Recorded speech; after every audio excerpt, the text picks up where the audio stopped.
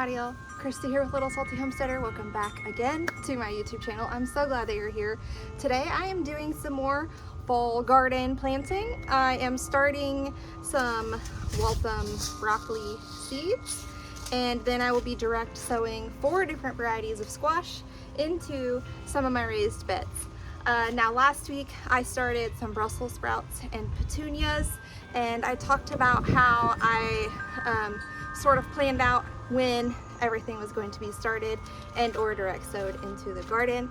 I use a program called Seed Time. It is a very free website. You go create your account, you provide your zip code, you enter in what plant you are wanting to grow and then which variety. So in this case, broccoli would be the plant, and then Waltham 29 I guess would be the variety, and it's going to automatically calculate when you need to start those seeds based on the estimated first frost date for your particular zip code.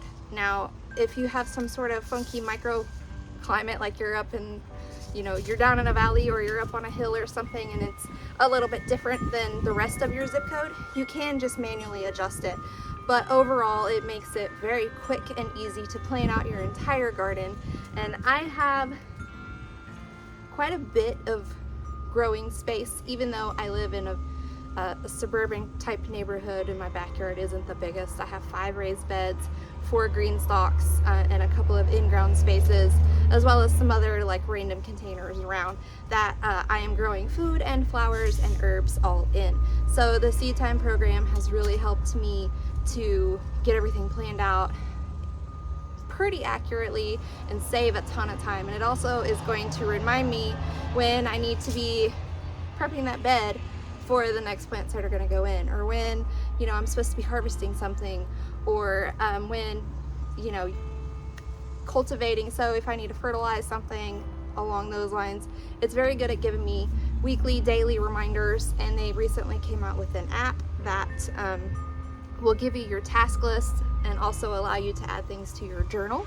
So this morning it reminded me that I need to get this started. And within the journal you can add pictures directly from your phone of your garden, your harvest, pest issues, whatever things you want to put into your garden journal. It gives you the space to do that without having to manually do it or try to keep track of different apps and programs and try to combine everything into one single solution. Seed Time has done a pretty good job at making a digital solution that fits the needs of many different types of gardeners. Now I still have a paper journal that I like to write a lot of things down in, just because I'm a very manual, visual person, and the writing it by hand really kind of reinforces it in my mind. But whenever I get that notification on my phone in the morning, it also helps me a lot. So the whole reason that I went on a 3-minute spiel about that is because how I came across Seed Time was last year. They had some sponsored ads on social media talking about winter growing and a winter growing challenge that they were doing with some free webinars and courses and stuff. So I signed up for the webinar last year, and I learned a ton from very well-known market gardeners, very well-known YouTube personalities, etc. And they all spoke highly of the Seed Time program, so I signed up for it. I actually upgraded to the paid version for a year. However, I think I'm going to bump back down to the free version simply because I'm not gardening for profit, and I don't foresee myself doing so. So it just makes sense to try to kind of contain it all within a space that is economically friendly. Not that the paid version was super expensive, it's not. It's relatively affordable for all of the different features that you get. But with where I'm at in my life, I'm just gonna bump down to the free version, and maybe I'll upgrade again at some other point. We'll see. Yeah, so they're about to do another winter gardening challenge at the end of this month, July 28th through August 1st or 2nd, with several different speakers all of those days. And it's free. I highly recommend attending it.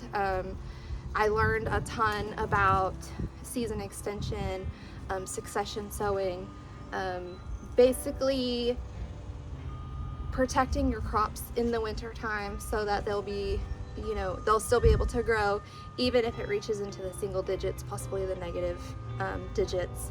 And then being able to maintain that harvest level and grow food year-round for your family, because that's my ultimate goal, is to not have to rely on the grocery store for as much as we currently do. So I highly recommend that challenge. I will try to remember to put the link to it down below, but go ahead and sign up for it because it's pretty awesome. Anyway, let's get planting some stuff. So Waltham broccoli.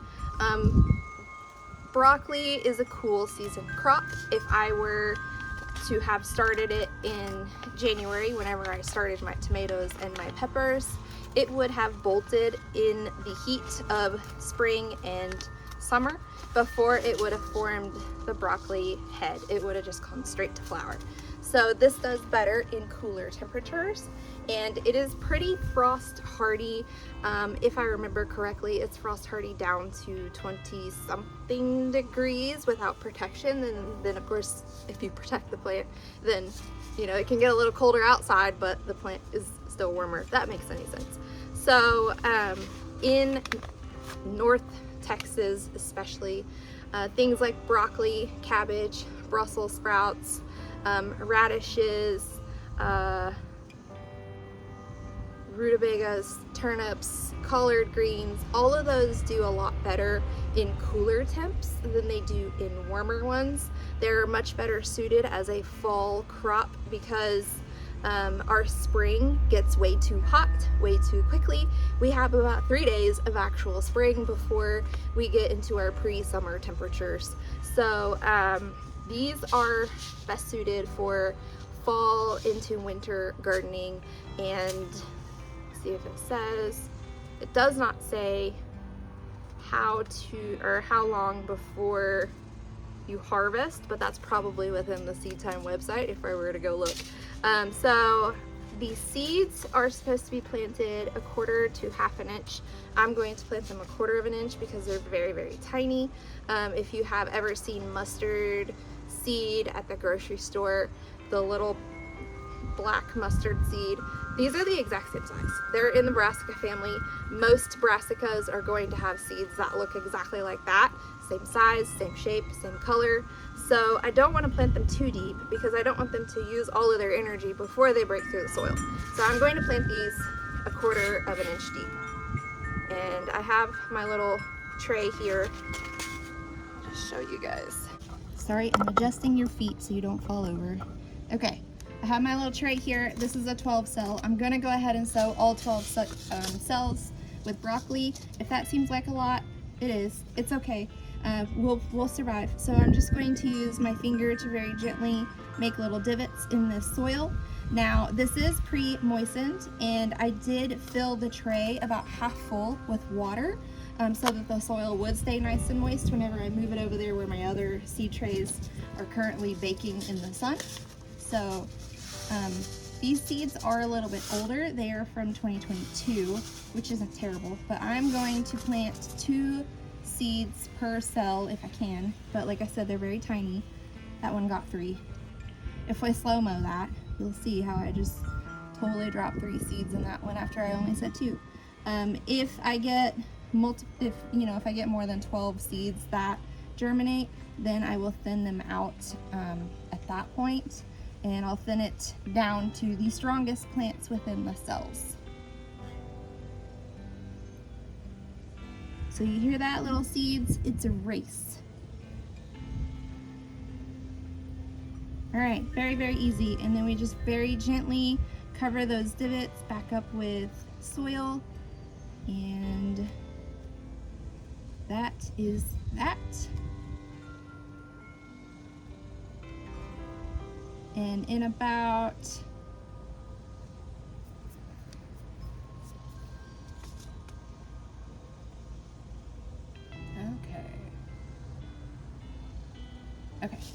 in about 4 to 6 weeks, we will begin transplanting add these out into the garden. So I need to make sure that I don't fill all the spaces with random things like I am prone to do. So let me move this over to where my other seed starting trays are, and then we'll move on. So I swear every time I film a video, I'm talking to you guys about what squash I'm planting. I'm going to grow squash this year. I am determined that this is the year I'm going to get squash out of my garden. At the beginning of the year, the beginning of spring, whenever I direct sowed squash, I direct sowed 4 different types. All 4 germinated. Roly-polies ate 2 of them. I have a black beauty and a yellow scallop left. The yellow scallop, it was pretty stunted by the nasturtiums that were growing in there, and the nasturtiums really took over that space that they were in. But it looks like they're kind of trying to take off now. They are between this raised bed and then the one over there they're between this raised bed and that raised bed down there. There's like a quad style grow bag planter right there. Both of them are in that. And then a couple of weeks ago, I planted some squash seeds in 4 out of the 5 raised beds. One of those germinated. I don't know what happened with the other 4. I don't know if they got too much sun and the soil did not stay moist enough for them or what. So I'm going to plant 4 varieties in the 4 beds that do not have a squash currently growing in them. So that one has a black beauty that did germinate, and it is growing right, I guess, in the middle-ish of the bed, about right there. So what I am going to plant, again, I'm going to plant another yellow scallop squash. I really love the scallop squash. I love the flavor of them. I like to eat them roasted, really, really good. So I'm planting a yellow and then a Bennings green tent variety. And then I'm also planting a green bush zucchini, which is very similar to the black beauty zucchini, but it just has a different name, I guess. I don't know. I'm not really entirely sure what the difference is between the two, but we'll see if I can manage to get them to grow. And then the last one is rondanis, which is a round zucchini type squash. Now all of these are summer varieties. They're going to do very, very well in the heat as long as I can keep the squash bugs and the squash vine borers from decimating them, and apparently the roly-polies. So I'm going to put you guys somewhere shady, and I'm going to get these 4 varieties planted very quickly.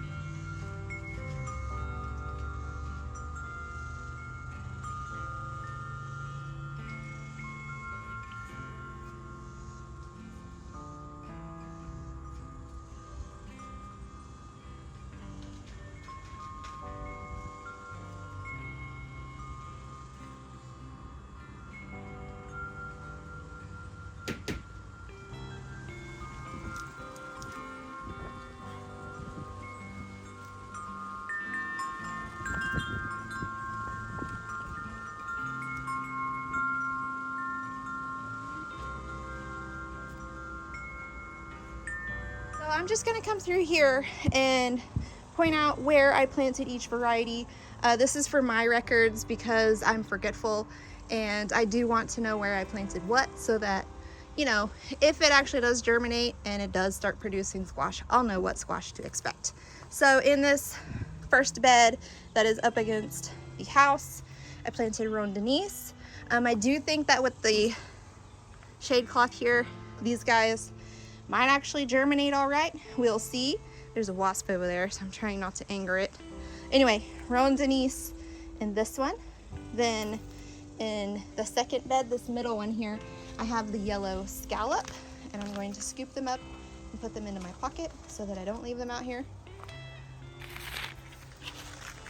And then this front bed here that had my big varieties of tomatoes has the Benning's green tint scallop squash, and that is between the marigold and the basil here. I think this variety is lime basil, but it looks very lush and healthy. Sorry, saw a squirrel there. Okay, anywho, moving on. This raised bed in front of the fence, this is the one on the right. The left one has the squash growing in it. I'll show you in just a second. And then this one has the zucchini green bush variety. I think that this spot right here will be shielded from the hottest part of the sun because these bell pepper plants are pretty tall. The okra is pretty tall. It's got some tall things around it, but there is some sun that gets through, so it's kind of filtered sunlight. So here we have a Black Beauty squash that obviously is very alive and very healthy. It has only produced male blooms so far. I saw where there was possibly a female bloom at the bottom of this pile of crap yesterday. So hopefully that, right there, so hopefully that opens and we can get some squash. And then right here is that yellow scallop growing in amongst the radishes. So those are growing right along. And then this one is the one I planted a couple of weeks ago. It's looking a little sun sad at the moment, but that sun's gonna be going down a bit and it'll get some shade here soon. I did water this morning, so it's not, you know, super dry in here. It's just hot. But that's the squash situation. Anyway, that is all I'm planting for today. That's all that was on the schedule. That's all that Seed Time was like, yo, get this stuff in the ground or started. But thank you guys so much for joining me today. If you like content like this where you get to see how I get the garden started, transplanted, planted, all of those things, please feel free to give me, sorry, I'm watching another wasp. Please feel free to give me like, subscribe, comment, all those things. It's greatly helping my channel. But until next time, go find a way to get those garden manicures.